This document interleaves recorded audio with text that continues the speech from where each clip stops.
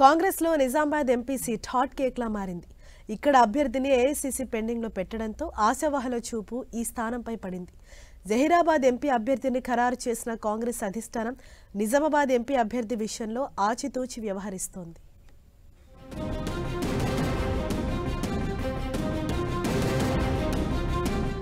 Nizamabad MP అభ్యర్థిపై Congress కసరత్తు. Hot కేక్లా మారిన Nizamabad MP స్థానం. సీటు కోసం ఆశావహుల ప్రయత్నాలు. నిజామాబాద్ పార్లమెంటు స్థానంపై టీపీసీసీ, ఏఐసీసీ తీవ్రంగా కసరత్తు చేస్తున్నాయి. రాష్ట్రంలో రెండో విడతలో 5 ఎంపీ సీట్లు ప్రకటించినా అందులో నిజామాబాద్ పేరు లేకపోవడం ఆ పార్టీలో తీవ్ర చర్చకు దారితీస్తోంది. ఇప్పటికే బీజేపీ నుంచి ఎంపీ అరవింద్ రెండోసారి టికెట్ దక్కించుకున్నారు. బీఆర్ఎస్ నుంచి బాజిరెడ్డి గోవర్ధన్ పేరు ఖరారైంది.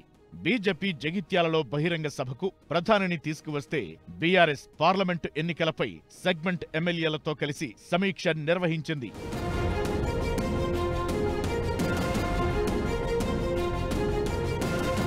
కాంగ్రెస్ నుంచి ఎమ్మెల్సీ జీవన్ రెడ్డి పోటీకి సై అంటున్నారు.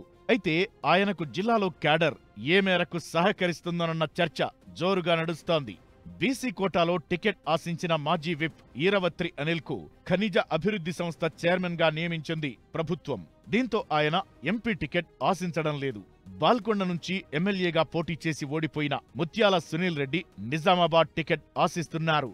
జీవన్ రెడ్డి, ముత్యాల సునీల్ రెడ్డి ఇద్దరూ ఓసీలు కావడంతో బీసీలకు టికెట్ ఇవ్వాలనే డిమాండ్ తెరపైకి వచ్చింది. కాంగ్రెస్ తరపున మాజీ ఎమ్మెల్సీ ఆకుల లలితతో పాటు పలువురు పోటీ పడుతున్నారు.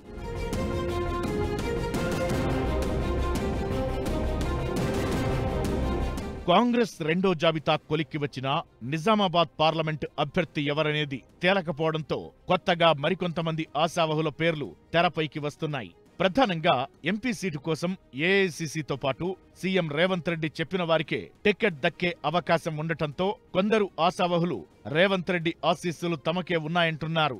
మాజీ ఎమ్మెల్సీ అరికెల నర్సారెడ్డి నిజామాబాద్ సీటును ఆశిస్తున్నారు.